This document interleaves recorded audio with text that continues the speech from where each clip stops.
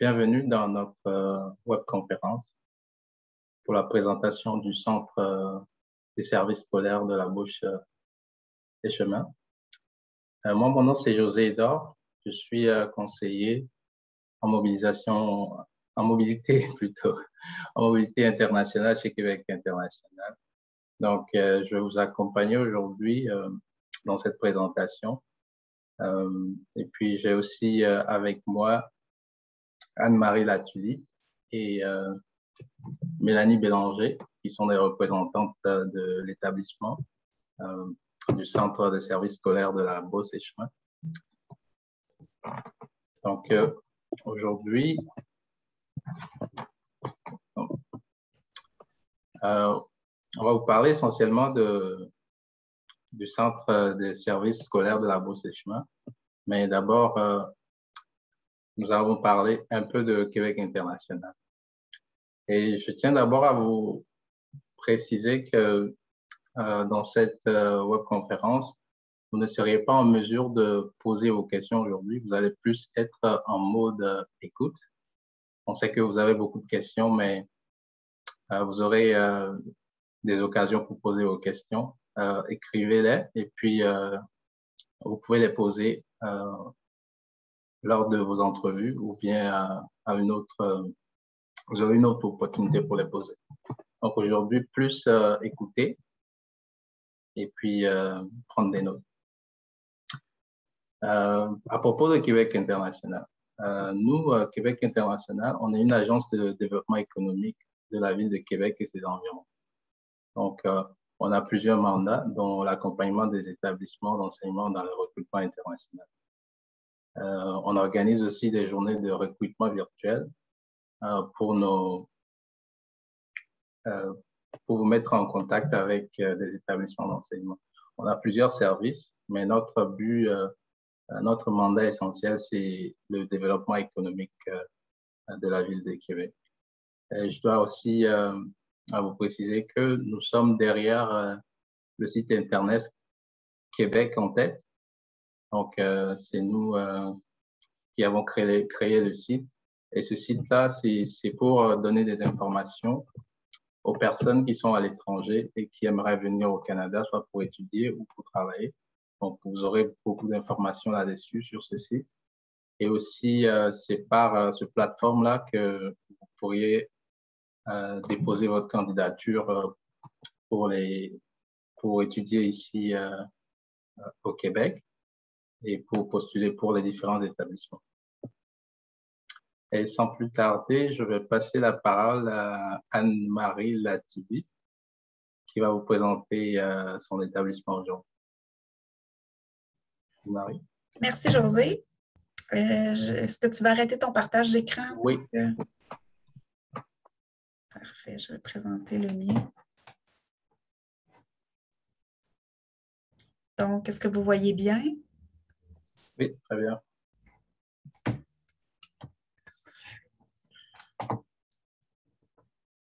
Donc, bonjour à tous. Mon nom est Anne-Marie Latulippe. Je vous présente ma collègue Mélanie Bélanger. On est toutes deux conseillères au recrutement international pour le Centre de services scolaires de la Beauce et Chemin. Donc, nous, aujourd'hui, durant ce webinaire, on veut vous présenter notre plan. Donc, on va vous entretenir sur le Québec et ses valeurs. On va vous parler de la région de la Beauce. On va vous présenter nos programmes de formation professionnelle, vous entretenir un petit peu sur le monde du travail, comment faire pour réussir votre expatriation. Et puis, pour conclure la démarche, là, pour faire une demande d'admission dans notre centre de services scolaires. Donc, l'objectif de notre webinaire est vraiment de vous informer et de vous conscientiser aussi là, à venir faire des études au Québec. Donc, sans plus tarder, je vais passer la parole à ma collègue. Donc, on voulait d'abord vous situer un petit peu sur le Québec dans le Canada. Donc, en fait, le Québec, il est composé, en fait, le Canada est composé de 10 provinces et 3 territoires. Et le Québec, en fait, est situé dans la partie Est, comme vous voyez là, sur l'image, en orange. Donc, on est situé dans la partie Est. C'est la plus grande province canadienne.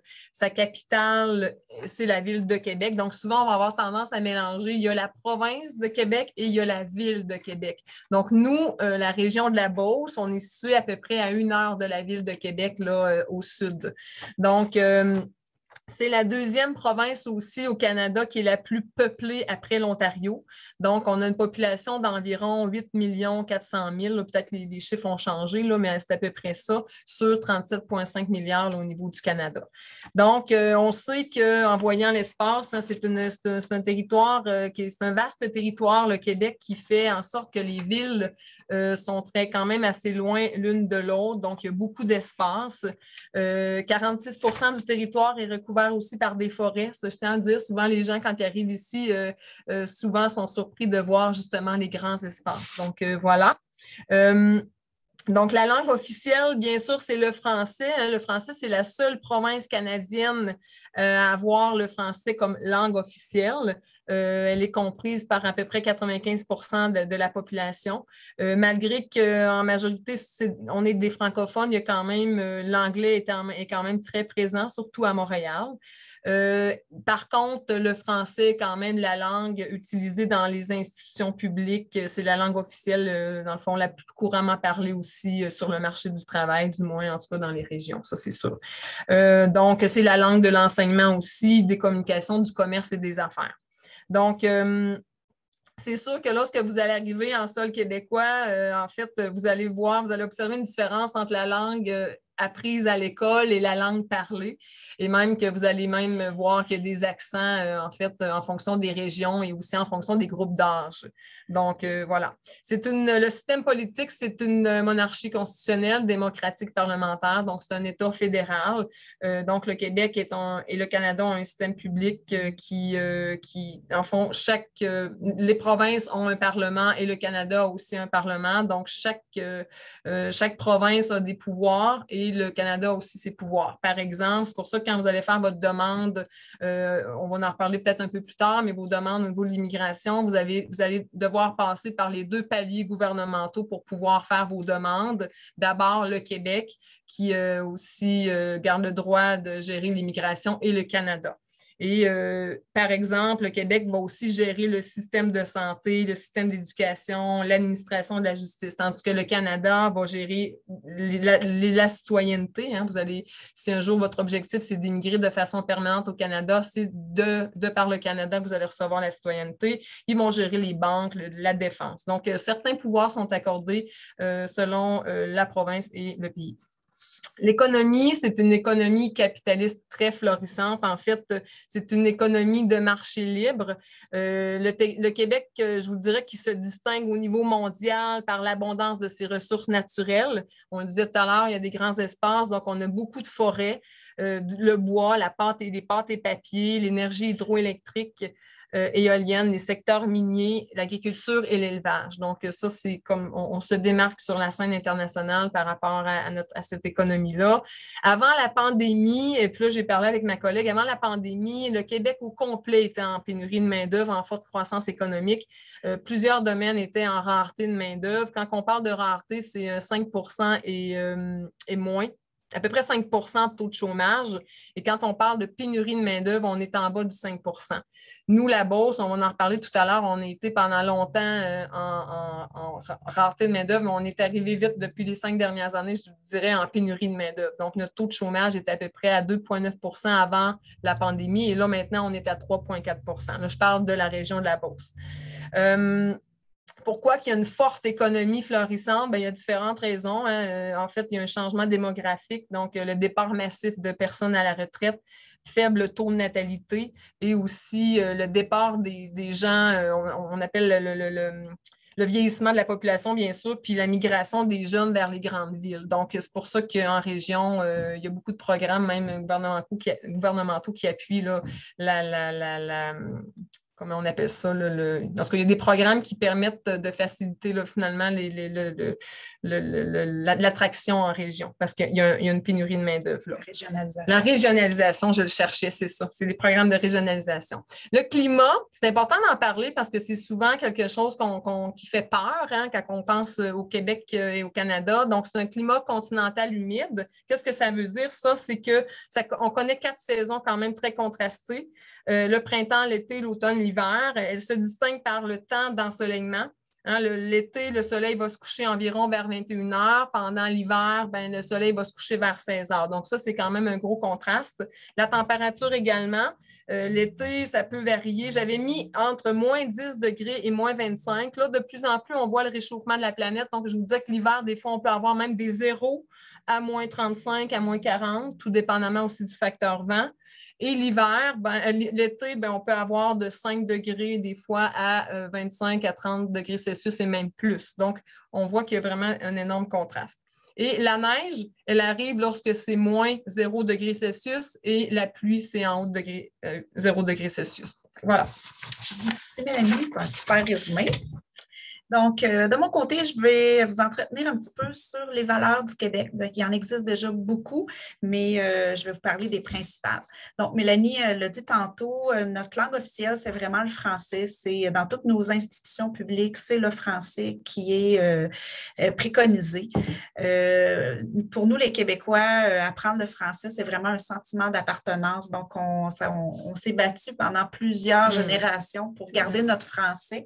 Donc, les gens qui arrivent chez nous, on les invite aussi à suivre des cours de francisation s'ils ne savent pas parler le français, mais c'est vraiment quelque chose, c'est notre sentiment d'appartenance aussi, le français. On est une société riche de sa diversité. Le Québec a été peuplé par des francophones, des anglophones et des autochtones. Depuis plusieurs générations, on est très ouvert à l'immigration. Au Québec, on a un style de vie quand même assez libre. On est libre de nos opinions et libre de sa religion également. Au niveau des pouvoirs, Mélanie l'a parlé tantôt, les pouvoirs politiques sont vraiment indépendants des pouvoirs religieux. Donc, c'est vraiment deux choses qui sont séparées chez nous. Quand on vote des lois, c'est vraiment au détriment là, de la culture religieuse. Et même depuis plusieurs années, on n'enseigne plus l'enseignement religieux dans nos écoles. Donc, c'est vraiment deux choses distinctes. On est une société aussi reposant sur la primauté de droit, ce qui veut dire que toutes personnes sont égales en valeur et en dignité et que toute personne a droit à la même protection. Donc, chez nous, il y a interdiction de discrimination sur la race, la couleur, le sexe, les orientations culturelles, sexuelles et la religion. Je vous amène aussi sur le droit des femmes et des hommes. Donc, les femmes et les hommes ont les mêmes droits ici au Québec. Donc, c'est pas rare de retrouver des femmes là, dirigeantes d'entreprise ou même à la tête d'une ville comme mairesse et tout ça. Les femmes prennent de plus en plus de place au niveau du marché de l'emploi et ont droit là, au même salaire que les hommes. Ensuite de ça, on a une charte des droits et libertés. Cette charte-là décrit beaucoup que le Québec accorde l'importance au climat qui va favoriser la liberté d'expression, le droit à l'égalité et le respect des différences. Fait que, grosso modo, oui, on a beaucoup d'autres valeurs, mais c'est les valeurs les plus communes. Je vous amène un petit peu au niveau de la géographie de la Beauce. Donc, la Beauce, on est situé au sud de Québec. Dans le fond, Québec, et Mélanie l'a dit, c'est la capitale du Québec, la ville de Québec. On est situé au sud du fleuve Saint-Laurent et au nord de la frontière américaine. Donc, le Québec compte 17 régions administratives. Nous, la Beauce, on fait partie de la région administrative de Chaudière-Appalaches. Et la Beauce se divise en 3 MRC. Donc, la Nouvelle-Beauce, Robert-Cliche et Beauce-Sartiguan. Nous, aujourd'hui, on se situe dans la plus grosse ville de la MRC de la Beauce. Donc, on est dans Beauce-Sartiguan. La ville où nous sommes, c'est Saint-Georges. C'est la plus grosse ville de la Beauce. On est une trentaine de mille habitants à Saint-Georges. Oui, c'est ça. Fait pour vous donner une idée de la densité de la population, c'est qu'en Beauce, on retrouve à peu près 167 habitants par kilomètre carré, comparativement à la métropole à Montréal, où on peut retrouver 3700 habitants par mètre carré. Donc, l'étendue, les grands territoires ici, là, vous allez les découvrir, c'est vraiment grand. C'est vrai. On vous parlait tout à l'heure que le Québec s'expansionnait d'un point de vue économique. Ben, en fait, la Beauce suit aussi. Donc, on vous disait que le taux de chômage est très, très bas dans la région beauceronne. Donc, c'est ça. En fait, je vais vous expliquer un petit peu. La région est principalement manufacturière et de services. En fait, le Québec, on va le diviser en trois grands secteurs économiques. On va appeler urbain, manufacturier, ressources. Lorsqu'on parle de ressources, c'est souvent des régions qui sont éloignées des grands centres où l'économie provient principalement du secteur primaire, c'est-à-dire l'exploitation des ressources naturelles, agriculture, pêche, forêt, mines et gisements. Donc, nous, on est manufacturier, donc c'est un petit peu plus dans les banlieues des villes. Donc, on est plus une région où on fait la transformation de la matière première qui provient des régions ressources. Donc, exemple, on a beaucoup d'industries manufacturières et de construction. On est aussi une région de services, bien sûr, donc c'est-à-dire là où il y a des entreprises de services comme le commerce de détail, le transport, les finances, information, communication, hébergement, restauration et tout ça. Donc, les secteurs principaux qu'on a dans la région de la Beauce, c'est la foresterie, l'agriculture, le tourisme et l'industrie. En fait, quand on parle de foresterie, on a beaucoup de transformation du bois. Donc, nous, on est proche des États-Unis. On est à peu près à 35 minutes des États-Unis, là où c'est pas des grandes villes qui sont à côté de nous. Donc, c'est énormément d'étendues de bois. Donc, souvent, la matière première provient des États-Unis. On l'amène ici pour la transformer et puis on la retourne aux États. Donc, beaucoup aussi au niveau de la fabrication. Fabrication métallique, c'est principalement un des secteurs d'activité le plus important ici dans la région.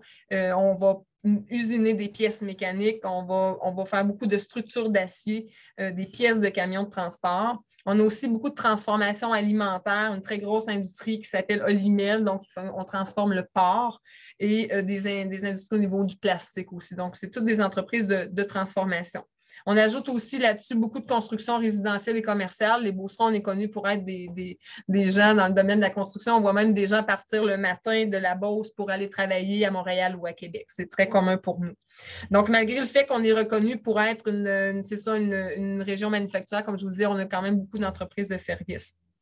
C'est une région dynamique, très entrepreneuriale. On est appelé le royaume des PME. Ce matin, j'ai fait une entrevue avec une personne du Cameroun et elle savait qu'on était le royaume des PME. Elle avait probablement lu. Donc, c'est ça. En fait, c'est reconnu pour être très entrepreneurial. 70% des industries manufacturières chez nous sont 50% employés et moins. Ça veut dire que c'est pour ça que quand on parle petites et moyennes entreprises, c'est des environnements très familiaux. Souvent, c'est des entreprises familiales. Donc, je dis souvent aux gens, souvent dans ces entreprises-là, on peut créer des liens. Donc, c'est petit, c'est très personnalisé comme approche. La proximité avec les États-Unis aussi, comme je vous disais, fait en sorte que 50% des manufacturiers exportent leurs produits là-bas aux États-Unis. Donc, c'est ça ça l'aide aussi. Et situation de plein emploi, je n'ai parlé tout à l'heure, on a le taux de chômage le plus bas au Québec. Je ne sais pas maintenant, mais je sais qu'à l'époque, on était le plus bas, on était 3,4 %. Donc, c'est quand même très bas, toujours en pénurie de main-d'œuvre. Parfait. Donc, la Beauce, c'est les avantages de la ville à la campagne. C'est vraiment un beau mariage entre la vie rurale et la vie citadine. Donc, chez nous, oui, il y a beaucoup d'agriculture, on a des grands espaces, mais c'est surtout un milieu idéal pour créer une famille aussi. Quelqu'un qui veut fonder une famille, là, c'est vraiment un endroit par excellence parce qu'on a des grands espaces verts, on a de la nature à profusion. On est un environnement sécuritaire aussi. On est la deuxième région du Québec à avoir le plus bas taux d'infraction criminelle. Donc, ce n'est pas à négliger. Je faisais la blague aussi l'année passée qu'on laissait les portes de nos voitures débarrées chez nous, puis on n'a pas peur de ça. On sait qu'on ne sera pas volé ou défoncé, mais c'est une réalité qu'on vit aussi. Mélanie en a parlé, on est un petit milieu, Donc, la communauté se connaît beaucoup, on tisse beaucoup de liens entre nous, on est considérés comme des gens très dynamiques, humains et chaleureux. En Beauce, on va retrouver aussi beaucoup de diversité des services, donc des infrastructures culturelles, sportives, de loisirs. Donc, on a des terrains de soccer, des arénas pour faire du patin à glace, des terrains de tennis, football. On a des montagnes pour faire du ski. On a des pistes cyclables. Donc, vous allez sûrement trouver là, un sport là, qui peut vous intéresser. On a un niveau de vie incomparable aussi, ce qui fait que le coût de la vie est beaucoup plus bas que dans des régions, dans des villes métropolitaines. L'accès à la propriété est quand même facile. Peut-être pas en temps de pandémie, mais a toujours été quand même plus facile que dans des grandes villes. On peut imaginez là, facilement pouvoir s'acheter une maison autour de 200 000 ici en Beauce, comparativement à Montréal où ça peut être 3, 4, 500 000 pour l'achat d'une maison. Donc, on voit déjà qu'il en reste beaucoup plus dans nos poches là, si on considère que le coût des maisons est plus bas qu'ailleurs. Ce qui est important qu'on puisse vous dire, c'est qu'en Beauce, on n'a pas de transport en commun. Donc, vous ne trouverez pas d'autobus de ville pour vous déplacer. Donc, il faut prévoir peut-être faire l'achat d'une voiture éventuellement, surtout l'hiver, si vous décidez d'aller faire l'épicerie et que vous demeurez à 30 minutes à pied. Ça peut être très incommodant. Par contre, on a un petit réseau de taxibus. Donc, c'est des taxis qui, à travers la ville, font des arrêts à des points spécifiques. Donc, oui, les écoles, c'est facile de se déplacer à l'épicerie, dans des centres et tout ça. Donc, moyennant un petit montant, là, on peut facilement se déplacer par taxibus. Par contre, il faut toujours prévoir nos déplacements. Mais c'est important que je puisse vous le dire parce que c'est souvent un irritant en Beauce, là, le fait qu'on n'ait pas de transport en commun. Mais quand on est avisé, c'est plus facile. C'est les coûts c'est à peu près les mêmes coûts qu'un transport en commun. C'est juste plus d'organisation. Exact. Fait que cette diapo-là, on vous amène un petit peu sur des activités qui se vivent en Beauce à chaque année. On a les rodéos, le Festival Western de Saint-Victor. On a un réseau de microbrasseries au Québec. Donc, c'est beaucoup de la fabrication de bières artisanales où les gens se rendent dans des microbrasseries pour déguster des bières artisanales. On a des courses de camions. On a des récitals. On a des pistes cyclables. On a des festivals. Donc, vous allez sûrement y trouver votre compte aussi là, au niveau de la vie sociale.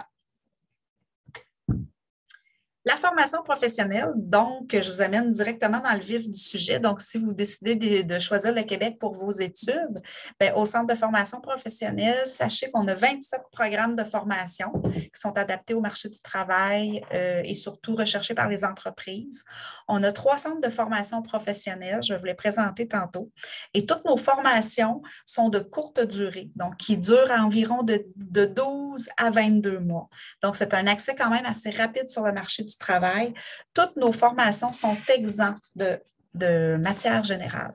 Donc, ce ne sera pas comme au collégial. Donc, on n'a pas de cours de français, pas de cours d'anglais, pas de cours de philo, pas de cours d'éducation physique. C'est vraiment des cours qui sont reliés directement au développement des compétences du métier. Donc, vous allez apprendre directement là, les vraies tâches du métier à travers nos programmes. Ce sont des programmes aussi qui sont beaucoup plus pratiques que théoriques parce que dans la plupart de nos programmes, on a la possibilité de faire des stages pour mettre en pratique tout ce qu'on a appris. Vous allez voir aussi sur notre site Internet, il y a différents modèles d'apprentissage en fonction des programmes. L'ATE qui veut dire alternance travail-études. Donc, vous avez la possibilité de faire jusqu'à 20 de votre programme en stage. Le PSV, c'est l'entrée périodique sortie variable. Ça veut dire qu'on a beaucoup d'entrées en cours d'année dans certains programmes. Donc, ça va être possible pour vous, pas nécessairement de rentrer à l'automne ou à l'hiver, mais en cours d'année aussi. Ça, je tiens à mentionner, c'est intéressant le programme PSV, entrée périodique, sortie variable, parce que pour certains qui ont en fait des retards au niveau de l'immigration, mais ça permet des fois, certains cette année n'ont pas pu arriver, mettons, pour le 4 octobre. Bien là, il y avait un départ de formation qui partait le mois d'après. Donc, ça, c'est un avantage aussi, là, parce que ça permet de faire juste repousser la formation, puis en attendant que vous puissiez avoir vos autorisations. C'est ça. Exactement. Par contre, ce n'est pas dans tous nos programmes. Ce n'est pas dans tous les programmes. C'est ça. Et ensuite, on a le modèle dual, qui est un modèle quand même assez populaire parce que c'est un modèle qui nous permet de faire des stages jusqu'à de 30 à 50 de notre formation. Et il y a certains programmes où ces stages-là vont être rémunérés. Donc, ça vous donne l'occasion aussi d'être en stage et d'être payé. Et puis, notre dernier modèle, c'est l'apprentissage individualisé. Dans le fond, c'est un apprentissage à votre rythme. Fait qu'on a différents modèles là, qui peuvent vous aider aussi à réussir dans vos études. On a une approche pédagogique très humaine parce qu'on accorde beaucoup d'importance à la réussite. Donc, nos enseignants sont quand même des enseignants passionnés, compétents et s'intéressent de près là, à la réussite de nos étudiants. C'est sûr qu'il y a des droits de scolarité là, pour venir étudier au Québec. C'est sûr qu'on n'en fait pas exception. Mis à part les Français avec lesquels on a un accord entre le Québec et la France, tous les autres pays ont des droits de scolarité. Donc, vous pouvez vous attendre à des droits de scolarité qui peuvent varier entre 15 000, pouvant aller jusqu'à 60 000 là, si vous décidez de faire une double diplomation. Et bien entendu, tous nos centres sont équipés d'équipements à la fine pointe de la technologie là, pour assurer la réussite de nos élèves.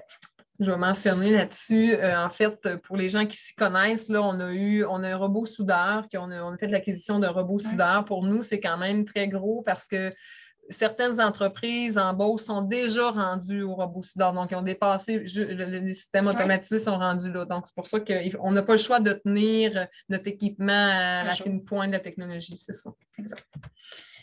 Ici, c'est vraiment toute la liste de nos programmes et vous allez pouvoir les retrouver sur notre site Internet là, du Centre de services scolaires de la Beauce-et-Chemin, vraiment dans l'onglet international. Vous allez avoir le détail de chaque programme. Par contre, les 4 programmes à la gauche, le soudage, dessin industriel, mécanique industrielle, usinage, ce sont vraiment les programmes en dual où j'expliquais qu'il y a possibilité d'être payé durant les stages. Donc, si vous faites une demande dans ces programmes-là, c'est une plus-value là, pour vous là, pour venir étudier parce que vous avez la possibilité d'être payé. Ici, c'est la suite là, de nos programmes et on vous a mis des photos de nos centres de formation. Donc, le CIMIC est situé à Saint-Georges et c'est le centre où on retrouve toute la formation au niveau de la mécanique, de la fabrication mécanique industrielle, la métallurgie également. Notre centre poseur est destiné plus dans le domaine de la santé. Donc, les cours de préposés aux bénéficiaires, commerce, secrétariat, comptabilité, vente, coiffure, esthétique. Et le centre des bâtisseurs, on va retrouver cuisine, infographie. On a encore certains DEP en commerce là, qu'on va retrouver là. Puis on a ébénisterie également. Ça fait le tour de nos 3 centres, mais vous allez trouver plus de détails sur notre site Internet. On trouvait ça important, Marie et moi, de vous faire un petit résumé de à quoi ressemble un petit peu le marché du travail québécois, le monde du travail, puis en même temps, on pourrait même dire la formation, le monde de la formation, un petit peu comment ça fonctionne. Donc, en fait, la ponctualité, c'est super important. On le dit souvent, même pour les gens qui arrivent ici, souvent, la non-ponctualité est vue comme, des fois, est interprétée même des fois par un manque de respect. Donc, c'est une valeur super importante accordée ici par les Québécois sur le marché du travail. On accorde aussi énormément d'importance aux résultats. La culture québécoise cherche énormément l'obtention de résultats tangibles, de productivité, surtout quand on est dans des usines manufacturières où, en fait, on produit et la quantité devient importante. Donc, c'est des résultats. On est beaucoup dans une optique d'optimisation des ressources, le progrès technique qui amène les travailleurs à toujours devoir s'adapter. Donc, il faut avoir une très grande capacité d'adaptation quand on est dans des entreprises québécoises. Donc, faire face à la nouveauté. Un dicton, on dit souvent, le temps, c'est de l'argent, mais ça s'applique assez pour les entreprises, en fait, qui sont surtout des entreprises manufacturières. Donc, il faut être faut produire bien, mais de façon rapide et efficace. Donc, voilà. L'autre, c'est la faible hiérarchie. Ça aussi, on en parle beaucoup. Ici, en fait, il y a peu d'hiérarchie dans les relations de travail et je vous dirais même dans les relations enseignant-élève. Donc, le dirigeant ou l'enseignant ou la direction d'école est vu davantage, elle est vue davantage comme un coach plutôt comme un chef en autorité. Donc, c'est sûr qu'elle a une autorité, mais par contre, elle ne l'utilise pas dans la relation. Donc, ça, on tient à le mentionner. Donc, l'enseignant et le dirigeant sont souvent quand même aussi très accessibles. Donc, le désir des dirigeants, bien sûr, est souvent d'instaurer une ambiance amicale hein, plutôt que de peur. Le tutoiement est souvent utilisé. Nous, notre gestionnaire, elle a à peu près notre âge, on la tutoie. C'est sûr, comme on dit, elle a autorité sur nous, mais il y a quand même, on a du plaisir à travailler ensemble. Donc, on tente d'aller davantage comme vers une hiérarchie plutôt horizontale que verticale. Les travailleurs et les élèves ont le droit de s'exprimer. Si jamais il y a quelque chose qui ne leur convient pas, ils ont le droit de s'exprimer, d'aller en parler aux directions d'école et aux enseignants et d'apporter leur point de vue constructif, bien sûr. Donc, il y a une valeur aussi qui était priorisée au Québec, c'est l'autonomie, l'initiative et travail d'équipe valorisé. Donc, on valorise beaucoup ces valeurs-là. Donc, quand quelqu'un prend l'initiative, donc en fait, c'est ça. Dans toutes les, même pas juste dans le manufacturier, dans la majorité des organisations.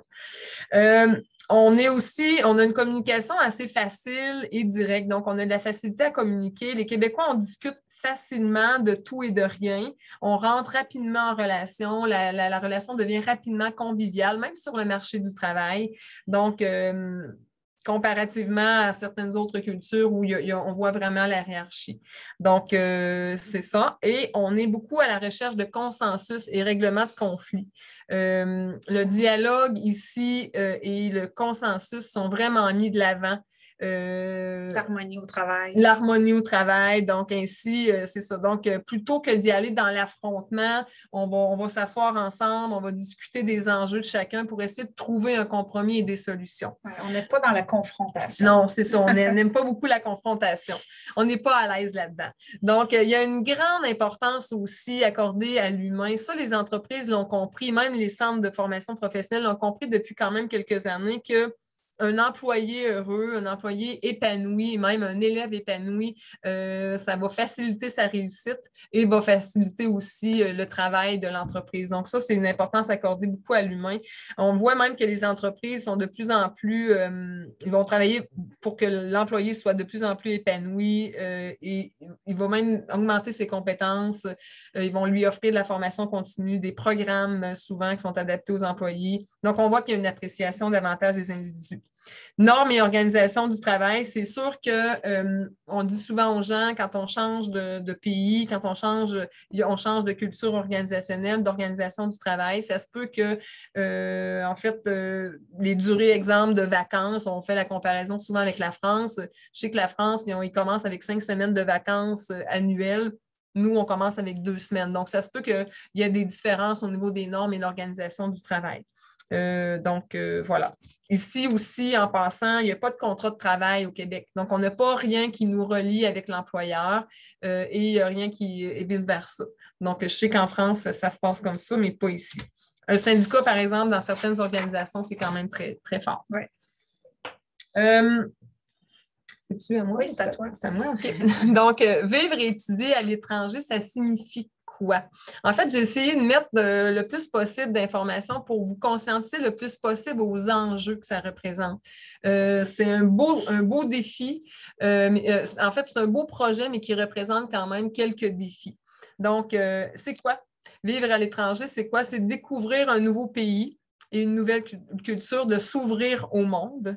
C'est de vivre de nouvelles aventures et une expérience enrichissante, hein, parce qu'on fait la connaissance de toutes sortes de choses différentes. Apprendre un nouveau métier, des réorientations. Plusieurs, lorsqu'on les passe en entrevue, ils font des reconversions. Hein. Souvent, dans leur pays, ils faisaient un métier, là, ici, ils décident d'en faire un autre. Souvent, les gens vont me dire aussi que le but premier de vouloir venir étudier au Québec, c'est d'améliorer la qualité de vie personnelle et professionnelle, la qualité de vie des enfants aussi, de la famille. c'est un rêve qui se réalise. Plusieurs vont me dire ça. Moi, je rêve depuis longtemps d'émigrer au Canada, au Québec. Certains vont venir pour des meilleures opportunités de carrière. Depuis le début, on nomme qu'il y a énormément de travail au Québec. Donc, ça, c'est sûr que ça fait partie des motivations. Il y en a qui tout simplement veulent quitter leur pays pour pouvoir, encore là, comme on dit souvent, une meilleure qualité de vie. Donner un meilleur avenir pour votre enfant, ça peut être aussi un moyen formidable de se réaliser, construire une nouvelle vie, mais c'est aussi, on va changer de c'est aussi une démarche d'immigration longue et difficile, on tient à le dire. En fait, autant pour obtenir vos autorisations pour venir étudier que pour, par la suite, obtenir votre résidence permanente et tout ce qui s'ensuit. Actuellement, on sait, avec le COVID, il y a eu énormément de délais qui ont été rallongés pour les traitements de demandes de permis d'études. Au niveau du CAQ, on parle du provincial. Quand vous faites votre demande, on va pouvoir vous en parler tout à l'heure. Ça a été moins pire, mais au niveau fédéral, les délais ont pris énormément d'expansion. Donc, c'est une expérience stressante et déstabilisante. Des fois, pour certains, on ne va pas généraliser et des fois, il y a une perte de repères. Donc, vous arrivez dans un contexte nouveau. Vous arrivez dans un contexte où le système de croyance, il y a des comportements, des modes de vie, des valeurs qui ne sont pas les mêmes, donc qui sont totalement différentes des vôtres. Donc, ça demande, dans les premières semaines, c'est sûr qu'on dit toujours, il y a certaines étapes, on est beaucoup, dans les premières semaines, ébloui par le beau, mais à un moment donné, il y a des choses, à un moment donné, qu'on se rend compte, OK, ça, c'est différent.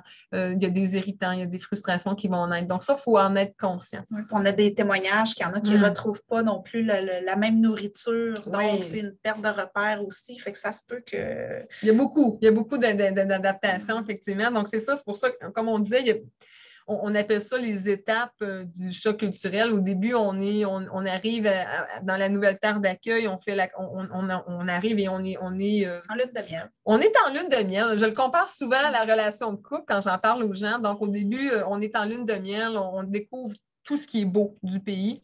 Les gens sont gentils. Souvent, les gens vont nous dire ici que l'accueil est très chaleureux, mais à un moment donné, la neige arrive. Là, la neige là, est belle au début, mais à un moment donné, elle est moins belle. Donc, tu sais, la deuxième phase, c'est un petit peu le désenchantement. Il y a des émotions contradictoires. Les gens vont dire un petit peu, est-ce que j'ai bien fait? Est-ce que c'est le bon choix que j'ai fait? Il y a l'ennui aussi qui embarque. Donc, les choses aussi ne se passent pas comme les gens l'avaient prévu. Ils souhaitaient des choses différentes. Finalement, c'est autre chose qui arrive. Donc, ça crée de la déception, de la frustration. Des fois, les gens ont de la difficulté à comprendre certains comportements. Donc, ça fait partie de l'étape 2 du choc culturel. Et à un moment donné, au fur et à mesure, il y a une adaptation qui se fait, puis là, les choses deviennent... Oui, puis ça, souvent, la solution à ça, c'est de bien se créer un bon réseau de contacts aussi au début pour être capable de mieux s'intégrer aussi. Je tiens quand même à terminer en disant, comme Anne-Marie disait, il y a différentes, ça j'en parle quand vous arrivez, il y a différentes formes d'intégration, différentes choses à laquelle vous avez à vous adapter, dont, exemple, sur le plan physique, on parle du climat, ça c'est la première chose quand il fait froid. Dernièrement, j'ai accueilli une jeune fille de l'Afrique de l'Ouest et quand même, il ne faisait pas si froid encore, mais pour elle, il faisait froid. Donc, point de vue physique, on dit souvent aux gens, les gens qui, pendant vos études, vous pouvez travailler 20 heures semaine. Donc, certains, d'un point de vue financier, ils n'ont pas le choix de travailler. Donc, on le dit aux gens, c'est très difficile physiquement quand vous avez à travailler, à aller à l'école. Et souvent, des fois, il y a des parents, des papas qui doivent s'occuper ou des mamans qui doivent s'occuper des enfants aussi au travers de ça. Donc, physiquement et psychologiquement, c'est très, très énergivore. Donc, ça, c'est un enjeu aussi qui est à réfléchir. Au niveau biologique, la nourriture, effectivement, beaucoup de personnes vont trouver ça difficile de ne pas avoir leur aliment. Ça ne goûte pas pareil. Les fruits ne goûtent pas la même chose. Ils ne trouvent pas l'aliment qu'ils aiment dans leur pays. Donc, ça, c'est une adaptation. Il y a aussi au niveau socio-professionnel, on en a parlé tout à l'heure, il peut y avoir des écarts par rapport à ce que vous avez vécu versus l'organisation ici. Des fois, il y a une perte de niveau de vie, la non-reconnaissance des diplômes. Beaucoup de conjointes vont arriver ici. J'en ai vécu quelques cas là, où ils arrivent avec une belle formation, en fait, puis il y avait un travail quand même intéressant dans leur pays. Et en arrivant ici au Québec, malheureusement, il n'y a pas de reconnaissance de ces diplômes-là. Donc, la personne est obligée de travailler dans un tout autre domaine. Ça, souvent, c'est quelque chose qu'on a vu. Perte des avantages sociaux. Si les gens ont un emploi dans leur pays avec beaucoup d'avantages sociaux, c'est sûr qu'en arrivant ici, des fois, la personne est obligée de recommencer à travailler de soir, de nuit. Donc, c'est des conditions souvent. Donc, ça, c'est un enjeu aussi. Culturellement aussi, comme je le mentionnais tout à l'heure, il faut s'adapter à un système de valeurs. On fait face à toutes sortes de choses qui sont différentes de nous. Et socialement, il faut considérer que la famille qui souvent est loin. Donc, l'éloignement de la famille, des défis de communication dans la vie de tous les jours, l'accent, les expressions, les mots, souvent vont faire en sorte qu'on ne comprend pas toujours l'interlocuteur. Donc, ça aussi, ça peut créer des irritants aussi. Mais tout ça, on finit par s'adapter parce que, en fait, c'est ça, il s'agit de prendre le temps. On est là pour vous aider aussi, on est là pour vous conscientiser. Il y a des intervenants qui sont aussi dans les centres de formation professionnelle au niveau des services complémentaires. Donc, on est conscient de toutes ces étapes-là. Certains vont bien le vivre, d'autres, ça dépend dans quelle sphère. Donc, ce qui est intéressant de retenir, c'est qu'on a une équipe aussi d'accompagnement aussi au centre scolaire là, pour vous aider à passer à travers toutes ces étapes-là. Oui, c'est ça. Donc, pour une expérience réussie, c'est de bien réfléchir et planifier le projet. Donc, d'abord, il faut s'interroger sur nos motivations, les motivations que vous avez. Parce que quand ça ne va pas bien, puis on le disait en rencontre d'accueil, quand ça ne va pas bien, rappelez-vous la raison pour laquelle vous avez décidé de quitter. Et ça, souvent, ça nous ramène à s'ancrer puis dire, OK, finalement, je vais y arriver là, à dépasser les étapes de l'adaptation. Donc, qu'est-ce qui me pousse à vouloir quitter mon pays? Donc, plus la motivation est intrinsèque, plus il y a de risques que ça fonctionne bien. C'est plus il y a de chances de réussir l'expatriation. Autre, bien réfléchir son projet, c'est de bien se connaître aussi.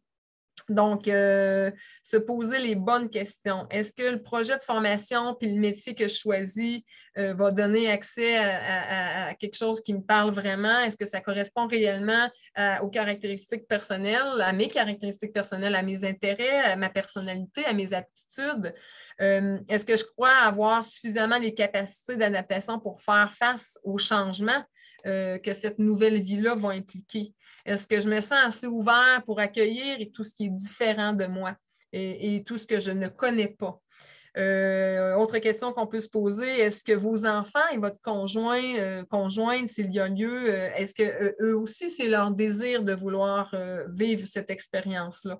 Donc, sont-ils prêts à vivre le changement, eux autres aussi? Donc, c'est un projet, quand la famille est inclue, c'est un projet d'ensemble. Donc, voilà, donc il faut aussi être bien informé dans nos entrevues qu'on fait. On prend le temps de voir si les gens maîtrisent bien les connaissances par rapport au milieu de vie, par rapport au projet d'immigration et par rapport aussi au projet de formation. Donc, être bien informé. Est-ce que je connais bien les tâches, les responsabilités, les aptitudes recherchées du métier pour lequel je vais faire la formation? Est-ce que je comprends bien le système scolaire québécois? Est-ce que le niveau de formation correspond à mon niveau à moi, celui que je veux atteindre? Est-ce que les spécificités du programme de formation correspondent à mes besoins? Tout à l'heure, Anne-Marie vous a présenté des modèles d'apprentissage. Donc, elle vous a présenté Dual, qui, lui, vous est présenté uniquement lorsque vous arrivez ici en sol québécois. Ce n'est pas un programme pour lequel vous allez pouvoir appliquer. Vous allez appliquer pour le programme régulier. Mais il y a des modèles qui sont adaptés plus que d'autres. Dual, exemple, si vous êtes 50 en entreprise, 50 dans le centre de formation. Certains trouvent ce programme-là très intéressant parce que ça donne la rémunération 50 de la formation. Par contre, il faut être très autonome. Il y a moins d'encadrement. Donc, pour certains, ça ne correspond pas. Donc, ça peut être très alléchant pour l'argent, mais des fois, ça ne correspond pas. Donc, notre rôle à nous, c'est de tenter de voir qu'est-ce qui répond le plus à vos besoins et à vos désirs. Donc, ça, c'est des questions qu'on vous pose aussi. Donc, c'est ça, être bien informé. Est-ce que j'aspire professionnellement? Donc, à quoi j'aspire? Est-ce que j'ai des capacités financières? Ça aussi, c'est un des enjeux, les principaux enjeux qu'on dit lors de l'entrevue. c'est super important de bien préparer votre dossier au niveau des preuves de capacité financière parce que c'est souvent ce qui bloque. Anne-Marie, c'est elle qui gère le processus d'immigration avec les gens. Et la majorité, hein, dans plusieurs, je dirais peut-être 70% des cas qui se sont refusés, c'est qu'ils n'ont pas fait assez de preuves de capacité financière. Le gouvernement québécois est un peu moins sévère, mais le fédéral un peu plus sévère au niveau de ces preuves-là. Donc, souvent, c'est quelque chose qu'on discute avec vous aussi. Et est-ce que le milieu de vie, c'est quelque chose qu'on questionne parce que souvent, les gens vont décider de quitter la Beauce parce que finalement, ils ne s'attendaient pas à ce que c'était un milieu rural. Oui, on a tous les services, mais oui, effectivement, on n'est pas dans une ville, ici, une grande ville comme Montréal. Donc, est-ce que le milieu de vie correspond réellement à mes aspirations? Donc, c'est toutes des questions qu'il faut se poser pour bien planifier ce projet-là et réfléchir à tous les enjeux. Une fois ça fait, souvent l'intégration se passe bien. En tout cas, jusqu'à date, on a des très beaux succès. Voilà. Donc, la démarche, Mélanie en a parlé tantôt, c'est vraiment ancrer notre projet. Après ça, avec la mission, on va avoir des entrevues de sélection où on va vous inviter après ça à faire une demande officielle à notre centre de service scolaire. Une fois qu'on aura reçu vos documents, il y a une analyse scolaire qui est faite. Parfois, peut-être même une démarche d'évaluation comparative là, en fonction de vos diplômes. Si vous êtes accepté, après ça, on vous émet une lettre officielle. Et là, on commence les démarches d'immigration. De votre côté, il faudra demander la certification du Québec, qui est le CAQ. Dans le fond, c'est le certificat d'acceptation du Québec. Et ensuite de ça, il faudra se tourner vers le fédéral pour demander le permis d'études. C'est une fois seulement que vous avez ces 2 papiers d'immigration-là que nous, on vous accepte que vous avez votre place officielle dans une cohorte de formation et qu'on peut, après ça, préparer votre arrivée ici au Québec. Puis qu'on peut débuter la formation. Fait que c'est un peu l'ensemble des démarches. Donc, en conclusion, il y a beaucoup, beaucoup de raisons d'aimer le Québec. On vous invite à découvrir la vôtre en choisissant le Québec et en venant nous rejoindre pour un beau projet de formation. Est-ce qu'il y a une période de questions? Fait que José, Alors, merci Anne-Marie, merci Mélanie pour cette belle présentation qui est très riche en informations. Ça fait longtemps que je suis au Québec, mais j'apprends toujours et ça toujours que j'ai beaucoup appris dans cette présentation. Donc, merci encore. Là, moi, je vais vous présenter les différentes étapes du processus. Donc, maintenant, je vais vous partager mon écran. Bon. Alors, qu'est-ce qu'il faut faire à partir de maintenant? C'est sûr que la période d'inscription est déjà ouverte. Donc, c'est depuis le 7 septembre que vous pouvez postuler, vous pouvez faire votre demande d'admission à un des établissements. Donc, cette période va jusqu'au 4 octobre. Donc, la date limite, c'est le 4 octobre. Donc, il faudrait que vous assurez d'aller sur le site de Québec en tête. Si vous n'avez pas encore de compte, vous ouvrez votre compte et puis vous choisissez notre mission et puis vous postulez. Vous faites votre demande. Et vous avez, vous pouvez faire jusqu'à 2 demandes de programme par établissement. Et après ça, les établissements vont recevoir vos dossiers, vont recevoir votre candidature, puis vont procéder à l'analyse de votre candidature. Il y a plusieurs critères, plusieurs exigences qui vont s'appliquer et c'est pas tout le monde qui va être sélectionné. Donc, si vous êtes sélectionné, on va vous envoyer une demande pour que vous puissiez avoir une entrevue. Donc, vous avez jusqu'au 19 octobre pour confirmer votre entretien. Donc, un courriel va vous être envoyé et dans le courriel, vous allez avoir le lien qui va vous amener à la confirmation. Donc, c'est très important de surveiller vos courriels pour que quand ça arrive, vous ne manquiez pas le rendez-vous. Parce que si vous manquez, ça veut dire ça va être considéré comme si vous aviez abandonné le projet. Donc, c'est très important de surveiller vos courriels. Ensuite de ça, le 21 octobre, à 14 heures, on va avoir une webconférence de préparation aux entretiens. Donc, ce sera l'occasion de poser toutes vos questions. Je sais que vous en avez beaucoup. Aujourd'hui, vous n'avez pas pu poser vos questions, mais vous aurez l'occasion de poser vos questions durant cette présentation. Ça va être un de nos collègues qui va le faire et ils vont vous conseiller sur comment ça va se dérouler, comment vous pouvez vous préparer à l'entretien. Puis après ça, du 25 octobre au 5 novembre, les entretiens vont se dérouler. Ça va être des entretiens personnalisés et ça va être par Skype. Donc, il est très important aussi d'être présent. Donc, si vous confirmez votre entretien, il faut être présent aussi. Puis ensuite, disons que pendant cet entretien-là, vous pouvez poser des questions. Vous pouvez poser des questions que vous auriez par rapport à la région, par rapport à l'établissement, par rapport au programme. Donc, ce sera aussi l'occasion de poser vos questions à ces entretiens-là. Puis le 18 novembre, on aura une autre webconférence de préparation aux démarches d'immigration. Et cette conférence, ça va être donnée par un cabinet d'avocats en immigration. Donc, vous aurez la chance de poser toutes vos questions qui seront reliées à l'immigration. Donc, on va vous expliquer toutes les étapes à suivre pour faire votre demande une fois que vous auriez eu votre lettre d'admission auprès de l'établissement. Donc, l'avocat en immigration va vous présenter tout cela, vous présenter les étapes, puis vous donner quelques conseils aussi. Donc, c'est un rendez-vous à ne pas manquer aussi. Par la suite, il y a aussi des informations importantes à retenir.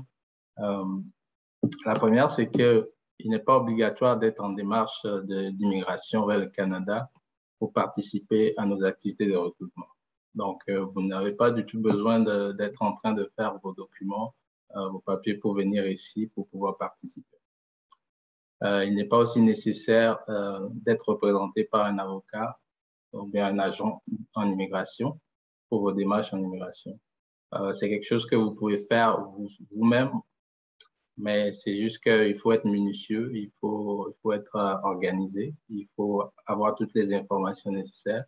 Les sites Internet du gouvernement, du ministère de l'Immigration du Québec et du gouvernement fédéral, le ministère de l'Immigration, ça va vous donner plusieurs informations. Donc, vous n'avez pas besoin d'être représenté, mais il faut être méticuleux dans ce que vous allez faire. Donc, la participation aux missions de recrutement de Québec International est complètement gratuite. Donc, c'est clair, c'est gratuit de participer à cette mission. Et c'est ceci, au cours de la mission, vous recevez un courriel qui vous demande de payer pour quoi que ce soit, pour vous poser des questions. Donc, c'est ça, c'est gratuit. C'est pour vous permettre d'avoir l'opportunité d'étudier ici, au Québec, où il y a beaucoup d'opportunités, tant du côté éducation que du côté emploi. Donc, comme ils ont dit tout à l'heure, le taux de chômage dans la Beauce, c'est très bas. 3,4, ça se voit pas beaucoup. Donc, moi, je vous encourage à bien garder les dates en tête et aussi à aller sur le site de Québec International pour faire votre demande. Plutôt le site de Québec en tête, excusez-moi. Le site de Québec en tête pour faire votre demande. Je pense que ça nous amène à la fin. Je ne sais pas si Mélanie ou Anne-Marie ont quelque chose à ajouter. Merci à vous, à toi, José, pour la présentation puis pour le temps que vous nous avez accordé. D'accord. Merci beaucoup à vous aussi et merci à tous les participants qui se sont connectés. On espère vraiment vous voir ici dans la région de Québec, dans la Beauce, pourquoi pas. Donc, merci beaucoup. Et puis, rendez-vous. Aux entrevues.